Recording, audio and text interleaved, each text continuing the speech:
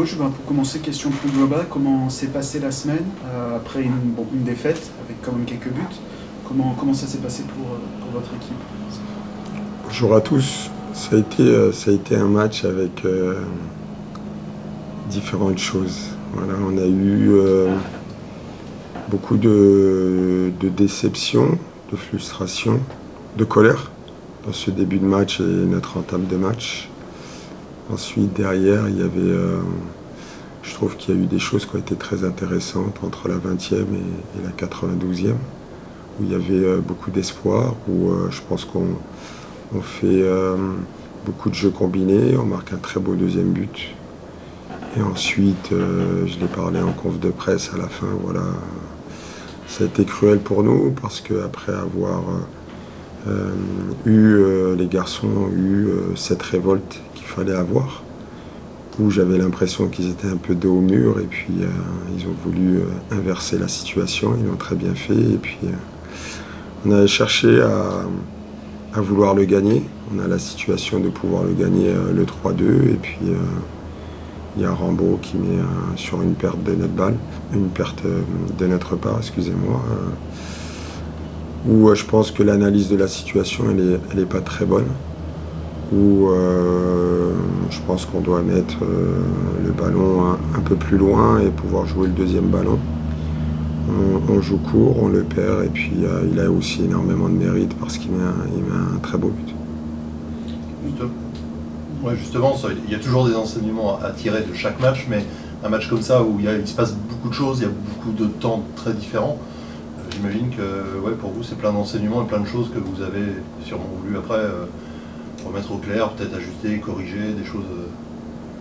Oui, c'est exactement ça. C'est un match où on doit tirer énormément d'enseignements sur une entame qui a été catastrophique, comme je vous l'ai dit. Ensuite, sûrement, ça a été sûrement notre meilleur match depuis le début du championnat avec le ballon. Ça, on doit pouvoir le garder et pouvoir s'appuyer sur ça. Et ensuite, avoir une gestion de l'analyse de la situation, peut-être en fin de match, et se dire est-ce que le 1 point par rapport à cette situation, il ne faut pas le prendre. Mais je ne peux pas leur en vouloir parce que je trouve qu'ils ont cet état d'esprit, voilà, de compétiteurs et d'aller chercher la gagne. Et ça, c'est important à mon sens.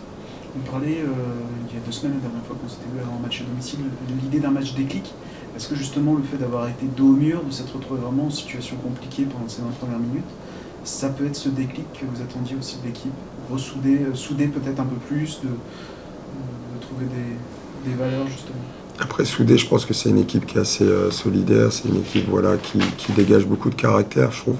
Donc on espère que ça sera un match déclic. Après, je le dis souvent, on espère ne pas prendre une gifle pour pouvoir réagir derrière. C'est surtout par rapport à ça. Donc voilà, on va, je l'espère, dès demain, dès l'entame de match, pouvoir développer ce qu'on a pu faire de la 20e à la 92e. Avec l'envie, j'imagine, de débloquer aussi les choses à domicile, que ce soit en termes de victoire, en termes de but, évidemment, de lancer vraiment, parce qu'on sait que c'est quand même quelque chose qui est hyper important, de trouver une régularité et des choses pertinentes à domicile pour aller loin dans un championnat en général. C'est exactement ça, c'est pouvoir entamer des séries, c'est pouvoir imposer des choses, et je le dis souvent à l'adversaire.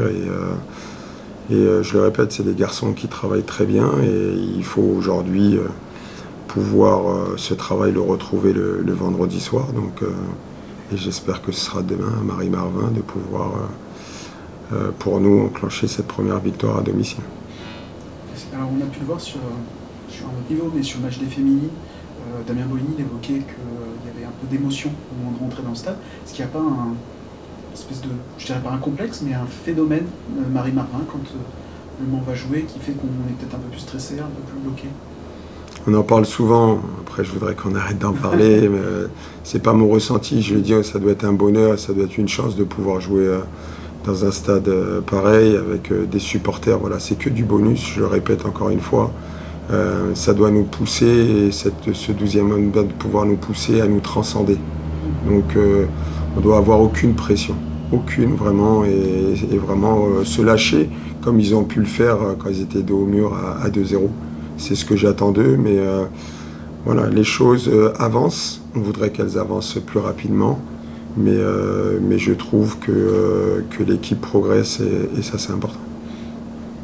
À la différence de vos prédécesseurs, vous avez demandé un retour du club de l'entraînement une fois par semaine au moins à Marie-Marvin. Qu'est-ce que ça apporte justement? C'est s'imprégner, prendre des repères? Qu'est-ce que vous travaillez sur? C'est le but, s'imprégner du stade, s'imprégner de ces distances qui sont différentes par rapport à ici au centre d'entraînement. Donc pour nous, il faut que ce soit, je l'espère, une normalité de pouvoir rentrer dans ce stade et que ce stade nous appartienne. Voilà, c'est l'objectif. On a eu hier la chance de pouvoir s'entraîner à Marie-Marvin, donc c'était une très bonne chose. On a pu faire une belle opposition, donc c'était très bien. Voilà, je le répète, c'est simplement aujourd'hui, on doit retransmettre ce que l'on fait en semaine le vendredi soir. C'est ce que j'attends d'eux et les choses se feront tranquillement et très bien, j'en suis sûr. Qu'est-ce que ça apporte sur le plan technique? C'est s'habituer à la pelouse, on en parlait tout à l'heure, c'est trouver des repères visuels pour des passes. Qu'est-ce qu'on travaille en fait en étant dans cet environnement?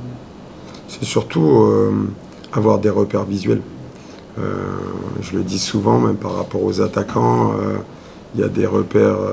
Je jouais avec un attaquant il y a quelques années où il avait des repères visuels par rapport à des pancartes publicitaires.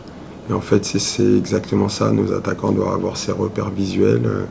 On doit aussi pouvoir retrouver certaines distances entre nous. C'est exactement ça. Donc après, ça reste aujourd'hui une très bonne chose qu'on nous laisse pouvoir s'entraîner une fois par semaine là-bas. Vous avez ressenti une différence depuis que justement vous retournez vous entraîner sur cette pelouse? J'espère la ressentir demain. Est-ce que vous pouvez nous dire un petit peu sur les qualités de l'adversaire de demain, un petit peu à quoi vous vous attendez par rapport à cette équipe de vous? C'est une équipe que je connais très bien, qui était dans le championnat de Fouriane l'année dernière, donc qui reste sur une spirale de montée. Elle a changé de coach, un coach également que je connais aussi, donc une équipe assez joueuse, une équipe avec beaucoup d'agressivité, très forte dans la transition, donc il va falloir qu'ils se projettent très rapidement, donc il va falloir être très attentif par rapport à cette équipe de Bourg qui l'année dernière est montée de N2 en N1 et qui l'a mérité, donc voilà, c'est simplement ça. Après ils ont leurs forces, leurs faiblesses aussi. Mais voilà, je le dis souvent, avec beaucoup d'humilité, on respecte tout le monde, mais aujourd'hui on est des compétiteurs et on veut pouvoir remporter les 3 points demain. Aussi sur Anthony Riblin qui va vous succéder. Oui.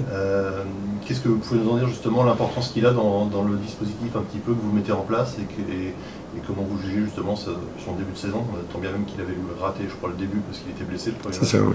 Mais voilà, comment vous jugez sa place, son rôle dans l'équipe que vous mettez en place? Ça reste un cadre de cette équipe. Aujourd'hui, je l'ai dit ouvertement, pour moi, il faisait partie des 3 meilleurs latéraux du championnat ou 3 meilleurs pistons du dernier championnat. Donc voilà, il a eu un petit coup de moins bien au démarrage.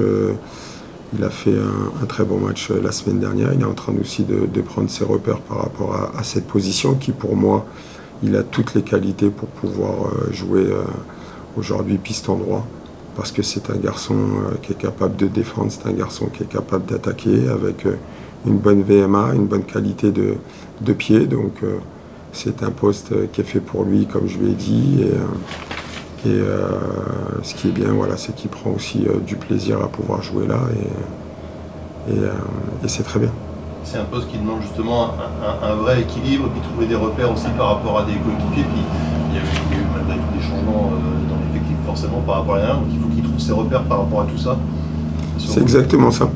Aujourd'hui, trouver ses repères par rapport aux joueurs qui sont devant lui, trouver ses repères par rapport à la hauteur qu'on est capable de lui demander face à une équipe qui joue à 4, face à une équipe qui joue à 5.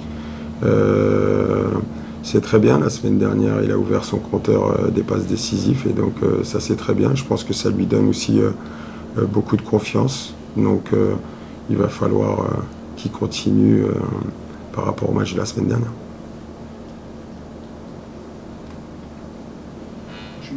C'est bon? C'est bon. Merci beaucoup. Merci beaucoup.